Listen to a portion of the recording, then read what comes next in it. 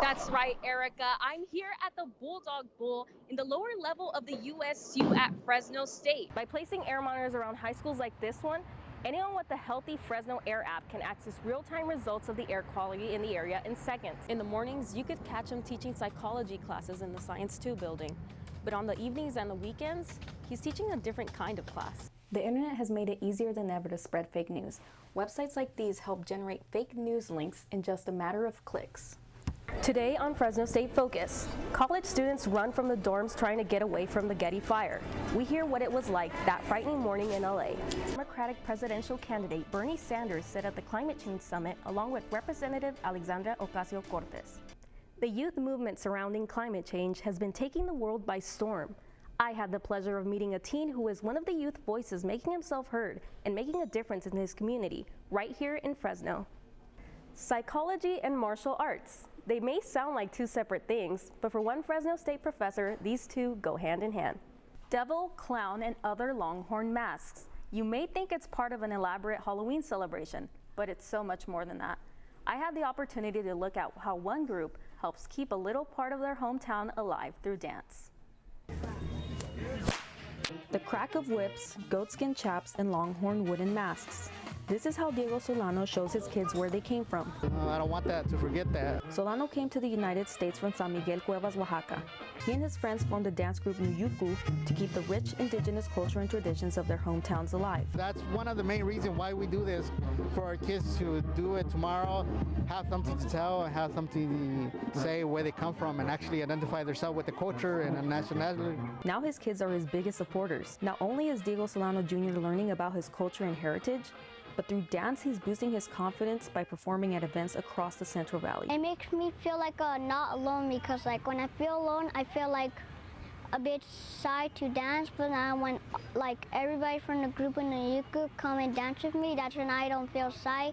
Like many Mexican immigrants in the valley, the members of this group make their hard-earned living working in the fields. They dance on their time off, but it doesn't come cheap. The typical individual attire for the Danza de los Diablos can cost upwards of $4,000. But that's a price they're willing to pay.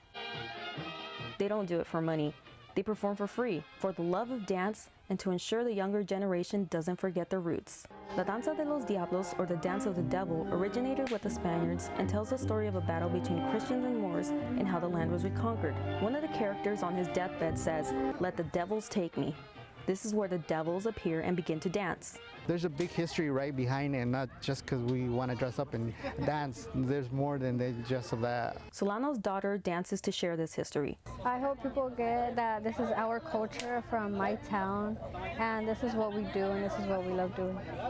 By doing what they love, Grupo Nuyuko has kept a little piece of home alive in the Central Valley. We've all heard the term fake news, but what exactly is fake news? It's simply content that's made up where people want to deceive the readers into believing it's factual. Sites like Facebook and Google have tried to tackle the issue on their platforms, but that can be hard when anybody can create fake news. And with the help of social media, these lies can spread like wildfire. There are even sites that mimic the appearance of real sites. Look here, see the URL? It says .co. That's a fake. The real one is abcnews.go.com. Always check the URLs to ensure you're getting the real deal. I mean, if it's news from some kind of sketchy site that I've never heard of before, then I know that I read it with a grain of salt, knowing that it could be not that accurate. Taking the time to make sure your news is accurate is key. Welcome back, I'm Janet Vasquez. Here's your quick focus on sports. Way to go, Fresno State equestrian team. For the first time in program history, Fresno State beat Texas A&M. Going into the Bulldog home opener Saturday morning, the Aggies were number 2 in the division, the Bulldogs number 9. The Dogs took the lead 3-2 in the fences category. That's the most fences points for the Bulldogs this season. So I'm actually gonna try bowling for the first time here. Let's see how this goes.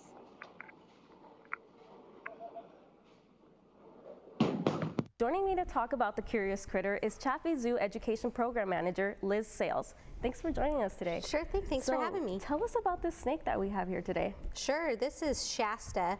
Joining us to clarify all our questions about the act is Dr. Lisa Bryant from the Political Science Department at Fresno State. Thank you for joining us, Dr. Bryant. Thank you for having me. We'd like to thank you for joining us, and we wish you a Merry Christmas!